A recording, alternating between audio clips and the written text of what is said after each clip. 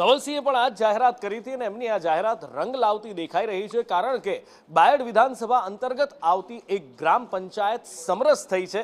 ધવલસિંહની હાજરીમાં જ આ ગ્રામ પંચાયત સમરસ થઈ છે। ધવલસિંહે 10 લાખ રૂપિયાની ગ્રાન્ટ આપવાની જાહેરાત કરી હતી, જે પણ ગ્રામ પંચાયત સમરસ થાય, કારણ કે અહીંયા કોઈ પક્ષ વિપક્ષ નથી રહેતું। અહીંયા જે પણ સંચાલન થતું હોય છે એક આખું ગામ સાથે મળીને ચલાવતું હોય છે, એટલે ક્યાંય કોઈ વાદ વિવાદ રહેતો નથી। ધવલસિંહ ઝાલાની હાજરીમાં જ આ સમરસ થઈ છે અને હવે આ ગ્રામ પંચાયતને 10 લાખની ગ્રાન્ટ પણ મળશે। સરપંચની ઉમેદવારી માટે દાવેદારી કરી હતી। હું રૂપનગર તથા દલપતપુરા ગામના સર્વ આ ગ્રામજનોનો હું આભાર માનું છું કે તેમણે મારે ઉપર વિશ્વાસ રાખીને મને સરપંચના ઉમેદવાર તરીકે મારું નામ સમરસ ગ્રામ પંચાયત તરીકે જાહેર કર્યું છે।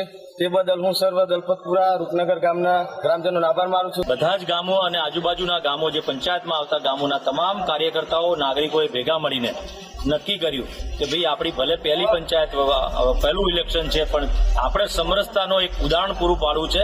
એના ભાગરૂપે ભરતભાઈને સર્વાનુમતે નક્કી કરીને એમને સમરસ પંચાયત તરીકે એમની નિયુક્તિ સરપંચ તરીકે કરી છે। તેમને હું અભિનંદન આપું છું અને આ પંચાયતના વિકાસના કામ માટે ધારાસભ્ય છું, એટલે મારી જવાબદારી આવે છે જે બોલ્યો છું તે પ્રમાણે એ રીતે હું 10 લાખ રૂપિયાની ગ્રાન્ટ હું આ રૂપનગર પંચાયતને સમરસ થવાથી 100% હું આપવાનો છું અને આપીશ પણ ખરો, અને એ સિવાય પણ જે પણ જરૂરિયાતની જરૂર પડશે એ તમામ પ્રકારની મદદ આ પંચાયત